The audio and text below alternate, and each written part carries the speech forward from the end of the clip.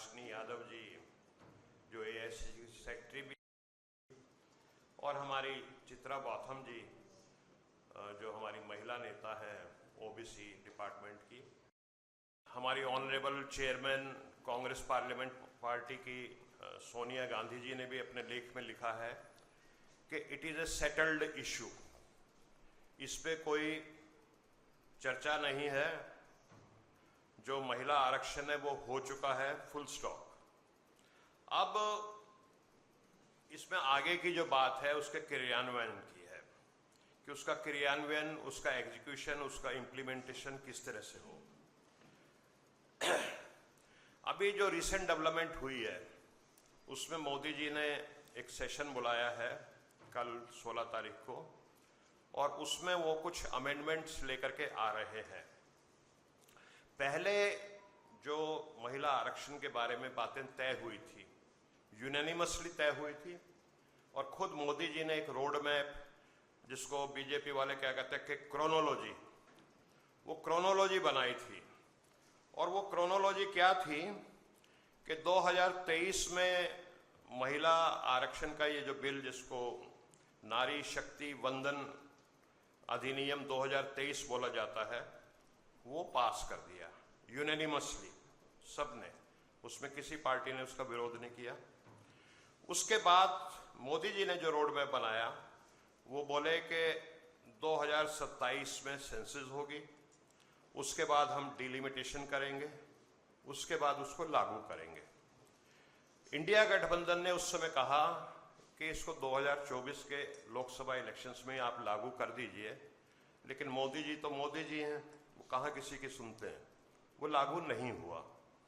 अब आपने देखा सडनली वो एक अधिनियम लेकर के आ रहे हैं, और जैसा कि सुनने में आ रहा है कि जो 2011 की सेंसस है, अब 2027 की बात नहीं कर रहे, खुद ही उन्होंने 2027 की बात की थी पहले, अब वो कह रहे हैं 2011 की सेंसस के ऊपर हम इसको लागू करेंगे। अब इसका क्या कारण है, ये समझने की बात है। एक लॉजिक की बात भी है वैसे कि by the way I am a qualified doctor, तो मेरे पास अगर कोई रोगी आता है, कोई पेशेंट आता है और उसकी ट्रीटमेंट मुझे करनी है, तो मैं उसको उसका रिसेंट एक्सरे कराना पड़ेगा, MRI कराना पड़ेगा, CT स्कैन कराना पड़ेगा। और मैं अगर ये कहूँ कि भाई साहब मैं आपके रिसेंट MRI या CT पे ट्रीटमेंट नहीं करूँगा, मैं तो आपके 2011 के MRI पे ट्रीटमेंट करूँगा 2026 में, तो ये चलने वाली बात नहीं है। जो 2011 से लेके 2027 तक, जिसको कहते हैं ना, lot of water has gone through the river Yamuna, बहुत पानी बह चुका है, डेमोग्राफी में बहुत ज़्यादा बदलाव आ चुका है। तो अब मोदी जी जो बात कर रहे हैं वो 2011 की सेंसस की बात कर रहे हैं। अरे भाई, अगर आपको 2011 की सेंसस पे काम करना था तो वो तो तब भी अवेलेबल थी 2023 में, तब आपने कहा नहीं 2027 की सेंसस में करेंगे, उसके बाद करेंगे। अब आप जो है बिल्कुल यू टर्न कर रहे हैं, पलटी मार रहे हैं। तो इसके पीछे कारण क्या है, मैं थोड़ा सा उस कारण को स्पष्ट करना चाहता हूं।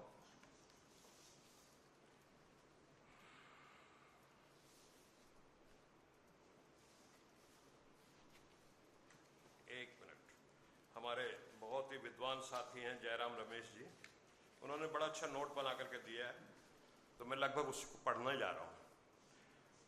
तो मोदी सरकार जातीय जनगणना को ठंडे बस्ते में डालना चाहती है। अब उसके मैं लॉजिकल पॉइंट्स आपके सामने रख रहा हूं। 20 जुलाई 2021 को लोकसभा में एक प्रश्न के उत्तर में मोदी सरकार ने कहा कि भारत सरकार ने एक नीति के रूप में यह निर्णय लिया है कि जनगणना में अनुसूचित जाति और अनुसूचित जनजाति के अलावा अन्य जातियों की जनसंख्या की गणना नहीं की जाएगी। 20 जुलाई 2021 को कास्ट सेंसस का मोदी सरकार लोकसभा में ऑन रिकॉर्ड विरोध कर रही है। फिर आ जाइए 21 सितंबर 2021 को मोदी सरकार ने सुप्रीम कोर्ट में एक हलफनामा दायर किया, सुप्रीम कोर्ट में एफिडेविट, और कहा कि उसने जातीय जनगणना ना कराने का एक सोच समझकर कॉन्शियस नीतिगत निर्णय लिया है। 28 अप्रैल 2024 को आ जाइए। मोदी जी जो है एक इंटरव्यू दे रहे हैं, ये है न्यूज़ 18 नेटवर्क।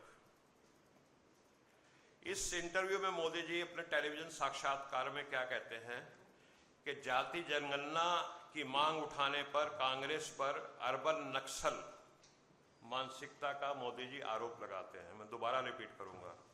वो कहते हैं कि जाति जनगणना की बात करने वाले अर्बन मानसिकता के लोग होते हैं।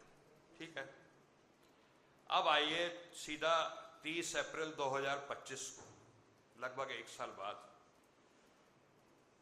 उससे कुछ दिन पहले 22 अप्रैल को पहलगाम में एक आतंकी हमला हुआ था और दिल्ली कैबिनेट की मीटिंग होती थी और उसमें पाकिस्तान को कैसे जवाब दिया जाए, सर्जिकल स्ट्राइक दी जाए, क्या किया जाए, वो सारी बातों की चर्चा होती थी। तो 30 अप्रैल 2025 को एक कैबिनेट की मीटिंग हुई और सबने सोचा कि भाई कुछ सिंदूर कांड, पहलगाम पे कुछ जो मंत्री जी कुछ बताएंगे। और मंत्री जी जब बाहर निकले, प्रेस को उन्होंने संबोधन किया, तो अचानक उन्होंने कह दिया कि जाति जनगणना कराएंगे, ये हमारी कैबिनेट ने फैसला लिया। तो सब लोग स्तब्ध थे कि ये क्या हुआ। अब मैं थोड़ी उसके पीछे की चीज बैकग्राउंड पे जाता हूँ।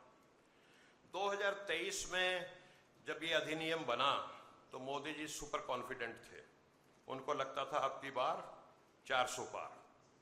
उसके बाद हमारे न्याय योद्धा राहुल गांधी जी ने एक भारत जोड़ो यात्रा शुरू की और उस न्याय यात्रा में, भारत जोड़ो यात्रा में, न्याय योद्धा राहुल गांधी जी ने संविधान का मुद्दा, जाति जनगणना का मुद्दा उठाया, बड़े जोर शोर से, पुरजोर तरीके से उठाया और वो मुद्दा जो था वो जनमानस में घर कर गया।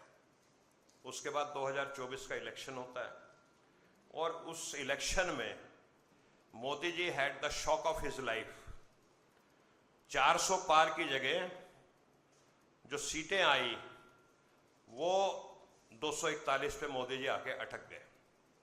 तो अब इनके यहाँ तो बहुत चिंतन शिविर होते हैं, मंथन होता है। तो मंथन का सिलसिला आरएसएस में चला, बीजेपी में चला, और क्या कहते हैं इस तरह के जैसे विवेकानंद फाउंडेशन टाइप के जितने हैं उनमें सब में चला। अभी ये हुआ क्या? तो अल्टीमेटली जो निष्कर्ष उसका निकला वो ये था कि जो इस देश का जो ओबीसी है, एससी है, एसटी है और जो ईडब्ल्यूएस है, गरीब है, उसने इस चीज़ को बहुत सीरियसली लिया कि ये संविधान बदलने की बात कर रहे हैं और जाति जनगणना के विरोध में, जो जाति जनगणना के समर्थन में संवैधानिक बात करते हैं, उनका वो अर्बन नक्सल और पापी और पता नहीं क्या क्या, आप जानते हैं अनुराग ठाकुर टाइप के लोग क्या क्या बोलते हैं। तो जब ये निष्कर्ष निकला, आप सब जानते हैं कि सरसंघचालक आरएसएस के मोहन भागवत जी और मोदी जी सार्वजनिक तौर पे हो सकता है मिले भी हों कुछ 2-4 बार, लेकिन बंद कमरे में मोदी जी जब से प्रधानमंत्री बने वो कभी नहीं मिले। 11 बरस बाद 29 अप्रैल 2025 को पहली बार सरसंघचालक जी मोदी जी के निवास में जाकर के बंद कमरे में कुछ बात करते हैं। अब मुझे नहीं पता वो क्या बात करते हैं, पत्रकार कयास लगाते हैं, लेकिन अगले ही दिन जाति जनगणना की घोषणा कर दी जाती है। अब क्या है कि बेसिकली बीजेपी, आरएसएस और ये पूरा जो हाइड्रा हेडेड ऑर्गेनाइजेशन है वो सब मनुवादी मानसिकता के लोग हैं। जब जाति जनगणना की घोषणा हो गई तो अब उनको पता लग गया कि जाति जनगणना के 2027 में आंकड़े आ जाएंगे और जब आंकड़े आ जाएंगे तो इतना प्रेशर होगा कि ओबीसी महिलाओं को उनकी संख्या के अनुपात में आरक्षण दिया जाए और उस प्रेशर को ये झेल नहीं पाएंगे। इसलिए 2027 से पहले 2011 की सेंसस पे ये लोग करना चाहते हैं। और मैं अभी हाल में जो हमारे सेंसस कमिश्नर हैं, रजिस्ट्रार जनरल और जनगणना आयुक्त, 30 मार्च 2026 को उन्होंने एक प्रेस कॉन्फ्रेंस की और उसने कहा कि जो 2027 की जनगणना चल रही है उसके अधिकांश परिणाम 2027 में ही उपलब्ध हो जाएंगे, क्योंकि कंप्यूटर युग है। अब तेलंगाना और बिहार में 6 महीने में जो सर्वे था वो पूरा हो गया। तो इस कंप्यूटर युग में उन्होंने, ज़्यादा पुरानी बात नहीं, 30 मार्च 2026, ठीक है, कितने दिन, 15 दिन पहले की बात है। तो उन्होंने कहा कि परिणाम आ जाएंगे 2027 में। लेकिन अब मोदी सरकार अनुच्छेद 334A में संशोधन करना चाहती है, यह कहते हुए कि जाति जनगणना के परिणाम कुछ वर्षों तक उपलब्ध नहीं होंगे, जबकि यह तथ्य नज़रअंदाज किया जा रहा है कि बिहार और तेलंगाना दोनों ने 6 महीने से भी कम समय में व्यापक जाति सर्वेक्षण पूरा कर लिया था। प्रधानमंत्री हमेशा की तरह देश को गुमराह कर रहे हैं और बड़े पैमाने पर भ्रम फैला रहे हैं, और उस बात में भी संशोधन करना चाहते हैं जिसे संसद ने सितंबर 2023 में सर्वसम्मति से पारित किया है।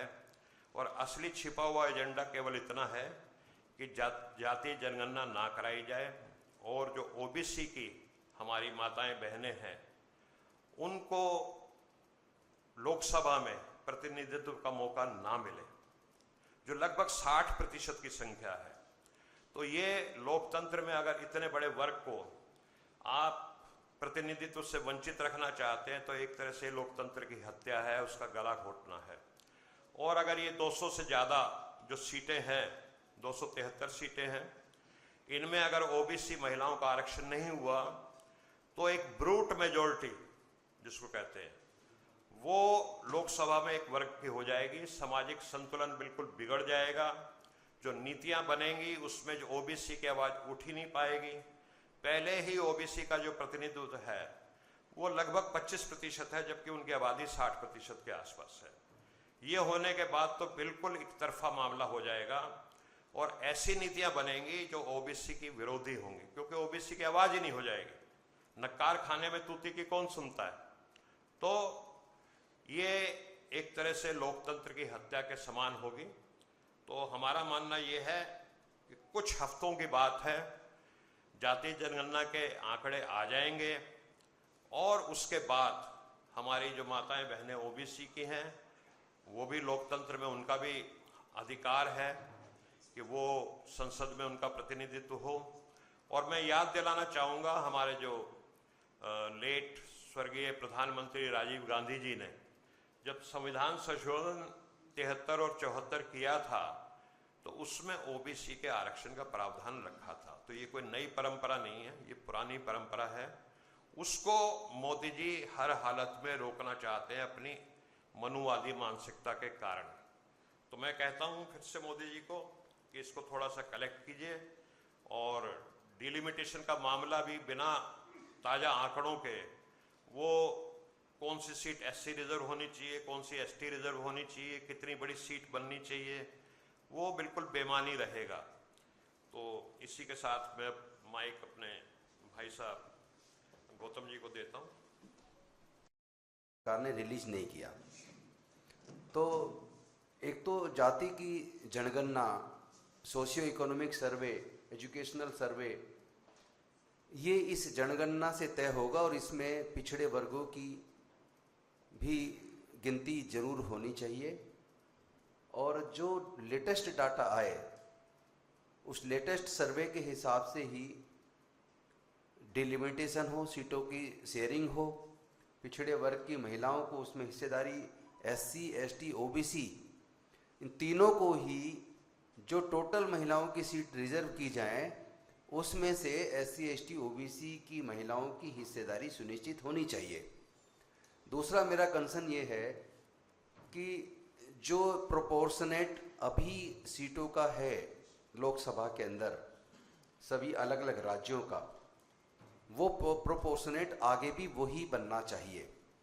अगर जनसंख्या के हिसाब से बनाया गया तो साउथ के वो राज्य जिन्होंने एजुकेशन पे ज़्यादा ध्यान दिया, जिन्होंने जनसंख्या नियंत्रण पर ज़्यादा ध्यान दिया, वो इस प्रोपोर्शनेट को, अगर हम आज जो प्रेजेंट में प्रोपोर्शनेट है लोकसभा सीटों का, अगर उसी प्रोपोर्शनेट में नहीं करते हैं तो उससे फिर उत्तर भारत की सीटें बहुत भयंकर तरीके से बढ़ेंगी और दक्षिण भारत की सीटें बहुत ज़्यादा कम हो जाएंगी।